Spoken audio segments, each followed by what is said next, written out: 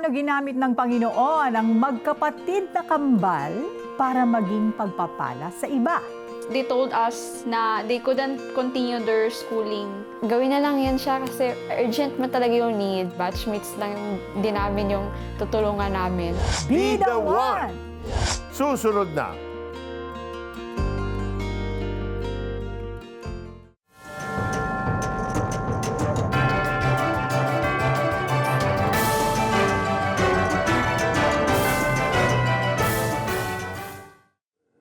Ang magkapatid na Melissa at Bea ay lumaki sa Kristiyanong pamilya, subalit hindi pa nila lubusang pinapahalagahan ang kanilang relasyon sa Diyos.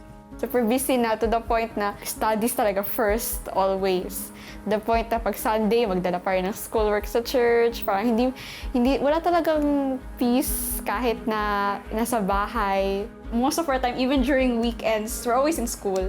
So we didn't really think too much about our relationship with Jesus at that time. Nasubok ang kanilang pananampalataya sa Diyos nang dumanas ng financial problem ang kanilang pamilya. Matatakbuhan lang talaga namin during that time and even until now is really kay Jesus and in prayer. Just have a quiet moment and then you pause and reflect and you call to Him. Sa tagpong ito, hindi naman sila pinabayaan ng Panginoon. Naging scholar sila hanggang sa makapagtapos ng high school. Dahil dito, tumibay ang kanilang pananalig sa Panginoon. Bilang pasasalamat sa Diyos sa kanilang biyayang natanggap, nabuo sa kanilang puso ang tumulong sa kapwa. I think they taught us na the question is why not? Yeah, you should help them. No, don't question na lang what happens after you help them. At the end of the day, si God din yung bahala kung anong result sa pag-help mo. Sa kasalukuyan, sila ay parehong nag-aaral sa kolehiyo. Taong 2020, nung magsimula ang COVID-19 pandemic, napansin ni na Melissa at Bea ang mga estudyanteng hindi kayang makapag-aral dahil sa online class.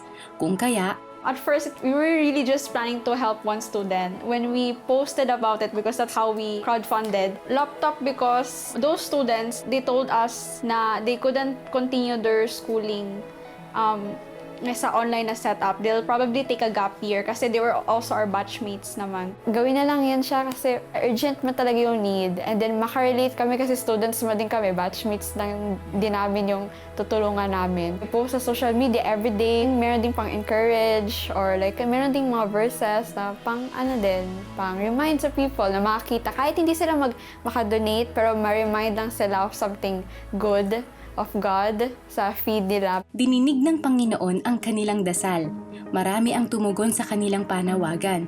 Nakalikom sila ng pondo para makabili ng 3 bagong laptop para itulong sa 3 estudyante. Malaking tulong ito para sa kanilang online classes. So much gratitude, and then naka-establish kami ng relationship kahit na we don't know each other and we're not from the same schools. We only met during the pandemic, ironically. Yung pag-hand na namin sa kanila ng laptops, I think it was touching for them. Nang manalasa ang bagyong Odette noong December 2021, muling tumulong ang magkapatid. Sinimulan nila ang fundraising project na tinawag na Project Atop. So atop means rooftop or bubong in Tagalog. A place, a vantage point na higher than you. So para you connected it na lang to God na you look above. Where does my help come from? Comes from the Lord. Ultimately, siya din magpo-provide ng lahat. He'll take care of everything. When we reach a certain amount, okay, we'll use this now because we couldn't wait. It was really an urgent need, di ba? For a shelter. Sige, sila yung uunahin. And then next, mag-raise na naman tayo ng amount. Okay, sila yung next na naman yung na family yung mabibigyan. Sa tulong ng iba't ibang partners, namigay sila ng mga construction materials para sa mga biktima ng bagyo. Nakatulong sila sa 6 na pamilya na makapagpatayo ng bahay. Bukod sa mga material na bagay, may isa pang panalangin ang magkapatid. Ang greatest need talaga nila is a personal relationship with God. Yun yung end goal talaga ng lahat na to. Easier siya for us to move because it's really eternity at stake for them. Invite them to have a relationship with Him. And that's something that we continue to do now. That's why we never, even though the 2 projects are finished, we continue to communicate with them. Sa mga karanasan ni na Melissa at Bea, ito ang kanilang napatunayan mula sa Diyos. The Lord is my friend and Father. How much more kay God, di ba?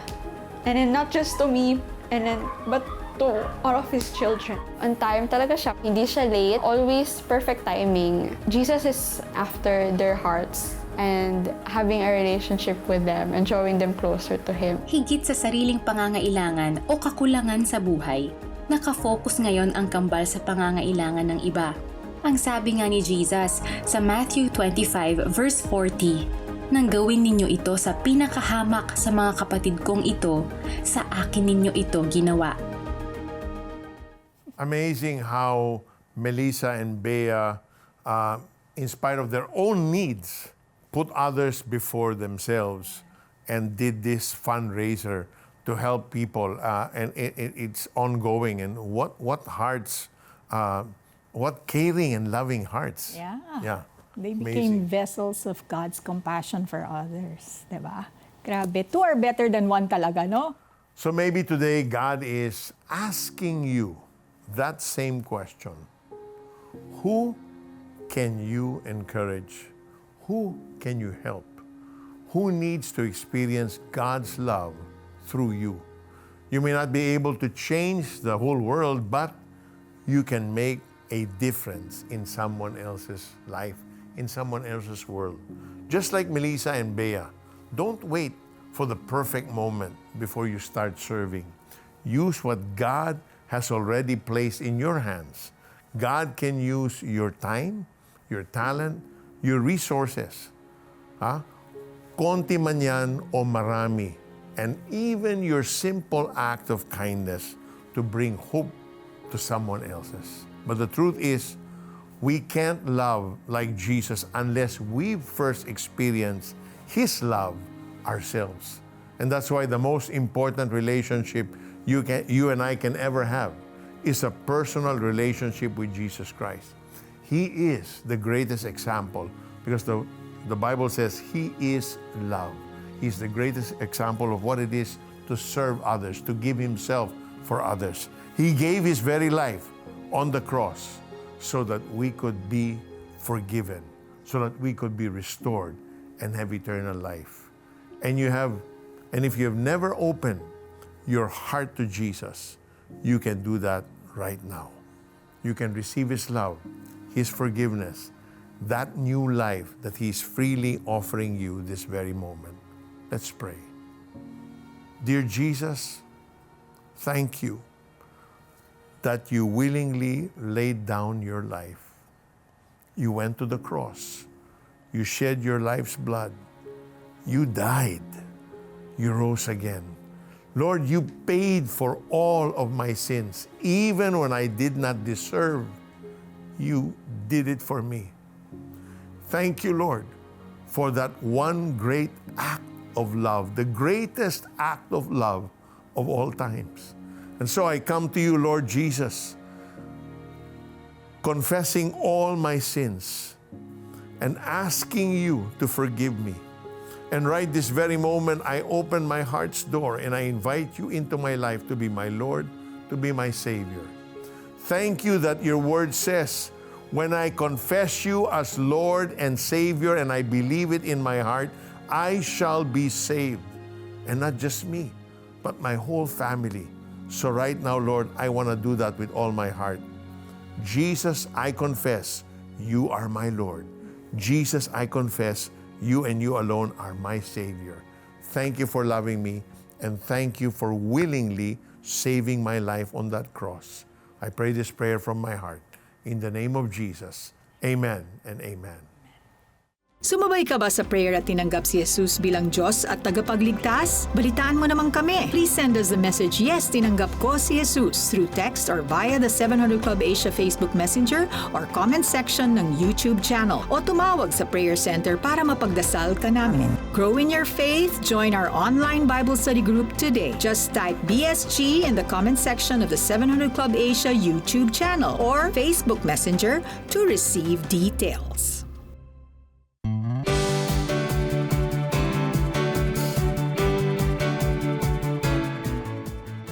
This is our push moment. Let's pray until something happens because we believe something will happen. Peter, merong prayer request mula kay Teodoro. baon po ako sa utang. Please pray for me and my sister na makapagbayad ng mga utang. In Jesus' name, Amen. Heavenly Father, maraming salamat. Lahat ang mundo at lahat ng nasa mundo ay sa iyo, Panginoon. And right now, Father, nilalapit namin ang panalangin ni Teodoro, Lord. We pray that you will meet his needs, Father, that you will open opportunities for him, Lord God, to earn, to use his skills, Lord God, so that you may release your blessings into their family.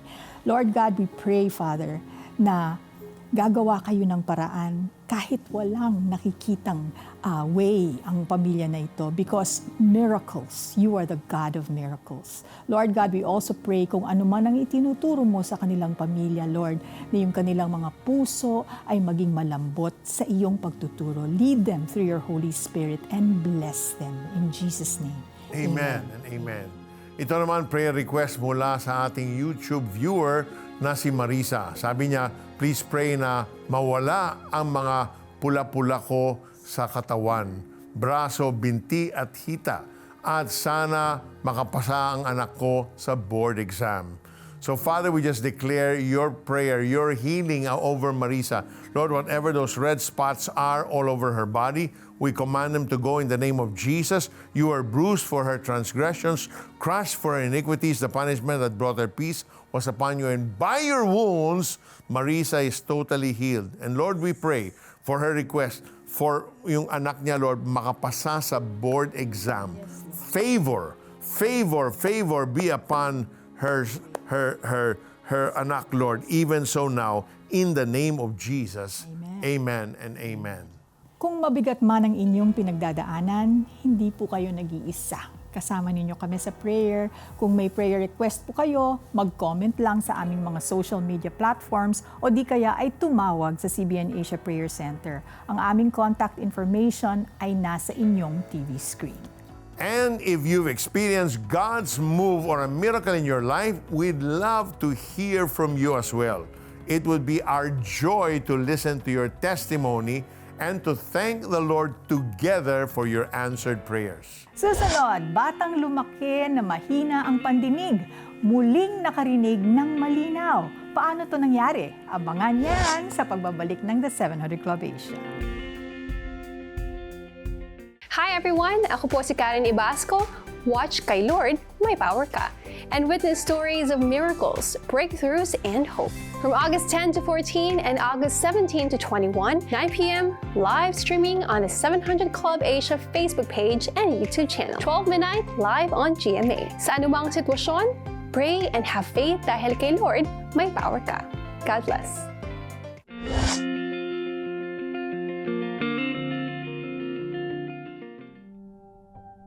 Nakakabinging katahimikan, ganito ang mundong ginagalawan ng 10 taong gulang na si Raquel mula sa Lingayen, Pangasinan. Kwento ni Nanay Jenny Rose, ipinanganak niyang normal si Raquel noon, subalit nagbago ang lahat nang magkasakit ito noong siya'y 3 taong gulang. Nagkanana yung ulo niya. Lumabas yung mga nana doon sa anit-anit niya po. Kaya doon nabingi siya, tapos may sumabog sa tenga niya. Wala kaming mahingan ng tulong. Kahit pangpagamot niya. Mula noon, lumaking mahina na ang pandinig ni Raquel. Lahat-lahat po ng inuutos ko sa kanya, sinusulat ko na lang po sa papel, pag bibili, pag maliligo, binabasa ko po, tapos ipinapaintindi ko po sa kanya. Dahil sa taglay na kapansanan, naging tampulan ng tukso si Raquel sa kanyang eskwela at sa kanilang komunidad. Nasasaktan po ako, sir, pag nakikita kong iniwasan siya. Mas lalo pag umiwas yung mga bata, sabihin nila, ay bingi yan, sabi niya. Sirang ulo, sabi nila, pag minsan sinasaktan. Kwento ni Nanay Jenny Rose, nasubukan na rin di umano nilang patingnan si Raquel sa doktor noon. Subalit hindi na sila nakabalik sa mga sumunod na check-up dahil sa kawalan ng sapat na pera. Paghuhugas lamang kasi ng bote na pinaglalagyan ng bagoong ang hanap buhay ni Nanay Jenny Rose. 80 pesos ang kanyang kinikita dito kada araw.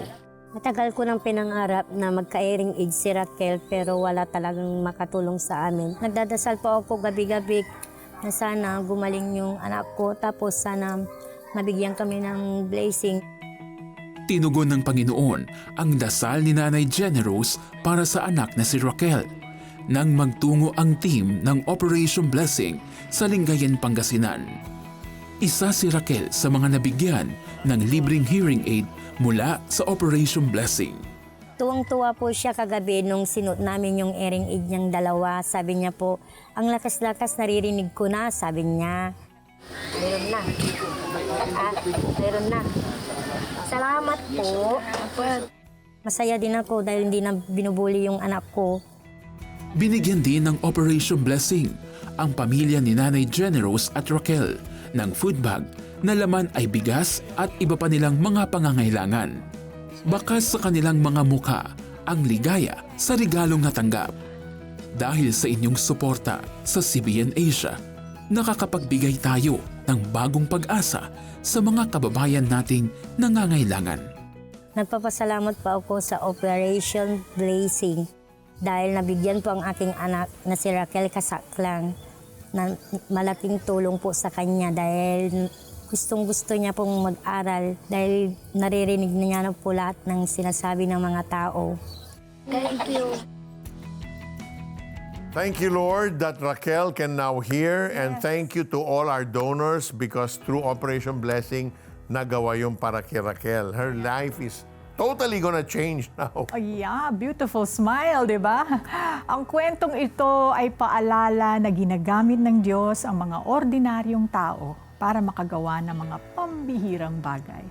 Sa tulong ng mga taong nagbigay, nagdasal at nakiisa sa gawain ng CBN Asia at Operation Blessing, naging posible ang himalang ito. Many people think they need a special title, a large platform, or a lot of money to make a difference. But that's not true. We don't need a title to become a hero. We simply need a willing heart. Because every time someone gives, every time someone prays or partners with this ministry, they become a part of God's work. Pwede ka rin maging bayani sa iyong sariling pamamaraan sa pamamagitan ng pag-donate sa CBN Asia. Dahil sa inyong suporta sa CBN Asia, marami pang mga katulad ni Raquel ang naaabot. Mga may sakit na nabibigyan ng tulong medikal, mga batang nakakapag-aral, mga magulang na nagkakaroon ng kabuhayan, at mga pamilyang nabubuhayan ng pag-asa. You can send your donation by scanning the CBN Asia QR code or by visiting cbnasia.com/give. And who knows, the miracle someone is praying for today may come through when you decide to say, "Yes, use me, Lord."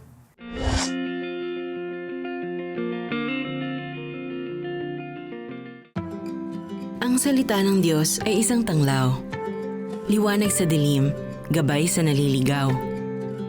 The best kong babasahin at ibabahagi mo araw-araw.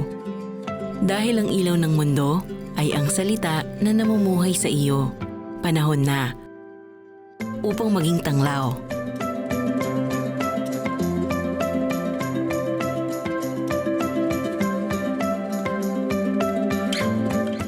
Kung may power ka, anong bibigyang solusyon mo? Yung utang namin. Sakit. Away po sa pamilya. Kahirapan. Saan mo makukuha yung power niya? Tunghayan ang mga kwento ng lakas at kapangyarihan sa Kay Lord, May Power Ka! Live na mapapanood simula August 10 to 14, 17 to 21, 12 midnight on GMA at live streaming sa The 700 Club Asia Facebook page at YouTube channel.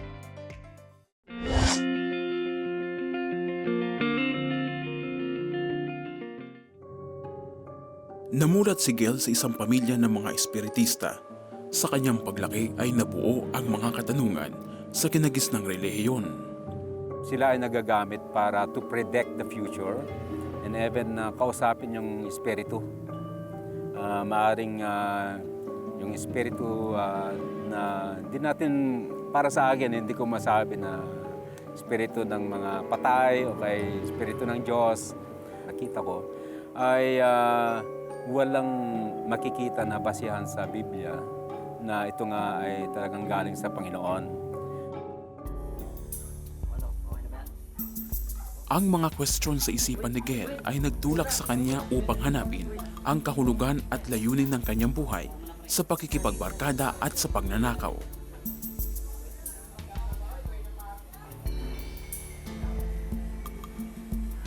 Ang mga kasamaan ko doon ay mga adik, mga magnanakaw. Kaya ako ay naging magnanakaw na rin. Meron pa akong nasaksak na isang estudyante na doon ako talagang nakonsensya ng matagal. Dahil pumalag siya, ayaw niyang ibigay yung hiningi namin, yung relo. Hindi ko alam kung namatay o kaya hindi ko alam kung buhay pa siya. Yan. Minsan, meron akong maalala na isang bata na bibili sana ng gas pangluto na ginagamit doon sa gas stove. At meron siyang daladalang galon at saka 20 pesos. Hindi namin pinatawad. Sa paglaki ni Gail, hindi na lamang pagnanakaw ang kanyang nakahiligan. Naging sugapa na rin siya maging sa pagsusugal.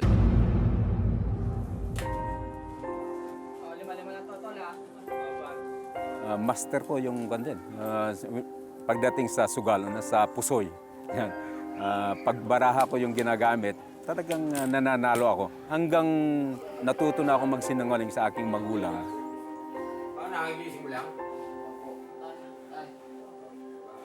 Kasi yung magulang ko, ang kanyang inabot ang aking father ay grade 3. Grade 3 lang. So, wala siyang masyadong idea pagdating sa school requirements.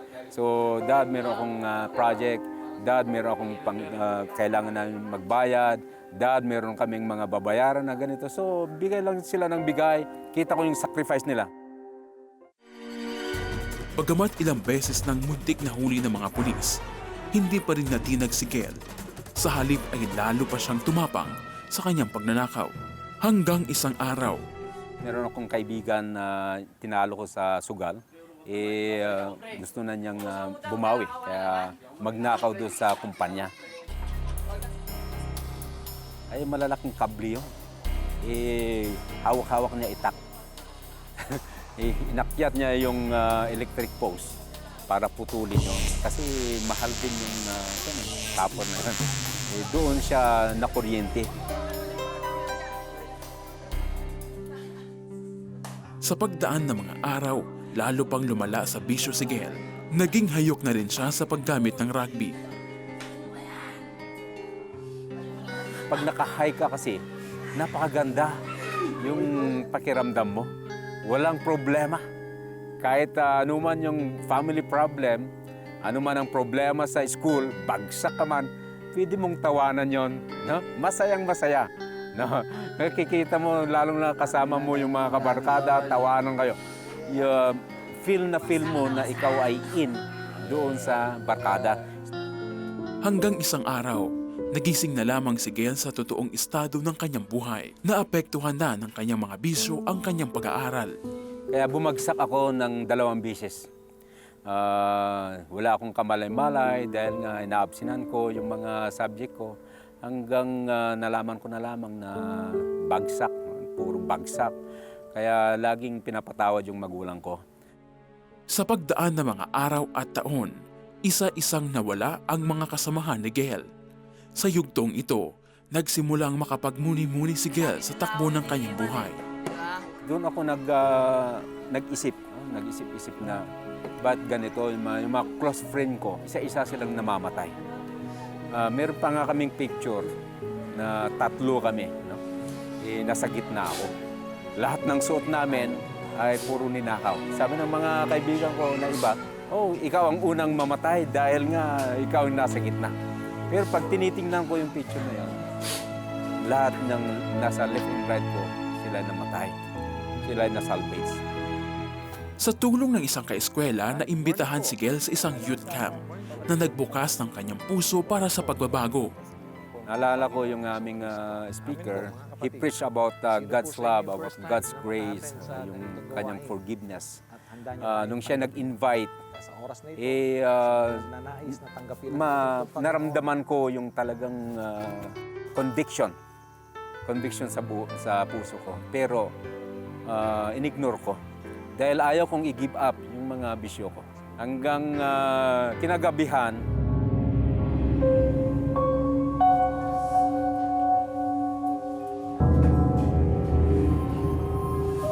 nung tulog na kami, ay nanaginip ako na mayroong bampera na bubuhatin ako. Tapos, nung iniangat na niya ako, doon ako nagsisigaw.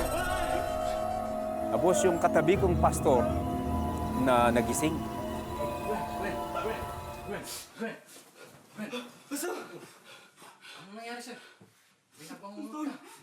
Anong nangyari sa'yo? Pininto ko sa kanya. Tapos isa lang yung sinabi niya, repent. Doon ko pinagsisihan lahat.